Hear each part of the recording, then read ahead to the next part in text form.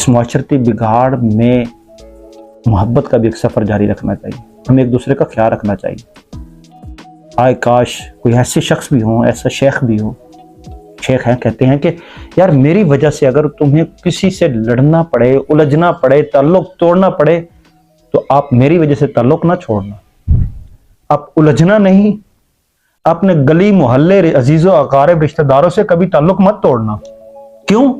अगर कोई मुझे गाली देता है, मुझसे नाराजगी की बात करता है, मुझ पे कोई इल्जाम लगाता है और आपको मुझसे मोहब्बत है, तो इस मोहब्बत की वजह पर आप उसके साथ उलझ पड़ो, आप उसको दलील से भी बात करो, वो ना माने, लेकिन नहीं, आप चुप कर दो।